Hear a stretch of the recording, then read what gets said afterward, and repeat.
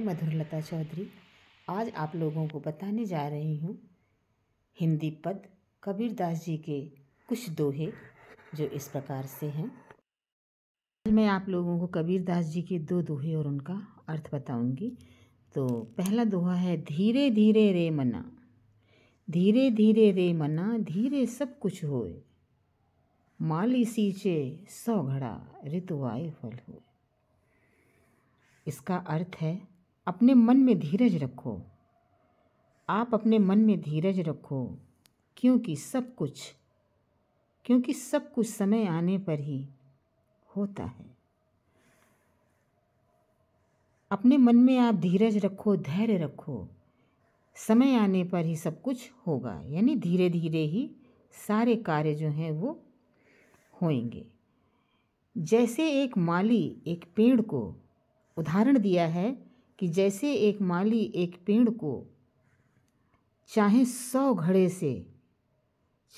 घड़े से नहलाए या 100 घड़े पानी उस पेड़ पर डाले, 100 घड़े से सींचे, फिर भी समय आने से पहले उसमें फल नहीं आते हैं। एक माली एक पौधे के ऊपर चाहे 100 घड़ा पानी डाल दे, 100 घड़े से उस पानी को सींच दे, लेकिन समय आने से पहले उसमें फल नहीं आते हैं। समय आने पर ही उसमें फल आते हैं, समय आने पर ही उसमें फल आते हैं। जब फल आने का मौसम होता है, यानी समय पर, तभी उसमें फल आते हैं, तभी उसमें फल आते हैं। इस दोहे से हमें यह शिक्षा मिलती है, कि जल्दबाजी यानी जल्दी की बजाय हमें लगातार कोशिश करते रहना चाहिए। इस दोहे से हमें ये शिक्षा मिलती है कि जल्दबाजी करने के बजाय, हर चीज़ को जल्दी जल्दी करने की बजाय हमें इंतज़ार करना चाहिए, समय को देखना चाहिए। तो इससे कोशिश करते रहना चाहिए और सही समय का इंतज़ार करना चाहिए, सही समय आने का इंतज़ार करना चाहिए। और अब इसका दूसरा दोहा जो है वो इस प्रकार है, कबीरा खड़ा बाजार में, कबीरा खड़ा बाजार में मांगे सबकी खैर, कबीरा खड़ा बाजार में मांगे सबकी खैर, ना काहू से दोस्ती ना काहू से बैर। कबीरा खड़ा बाजार में मांगे सबकी खैर, ना काहू से दोस्ती ना काहू से बैर। तो इस दोहे में कबीरदास जी ने कहा है, ये अर्थ मैं बता रही हूँ, कबीरा खड़ा बाजार में। कबीरदास जी कहते हैं वो इस संसार रूपी बाजार में खड़े हैं। बाजार से यहाँ जीवन और संसार का प्रतीक माना है।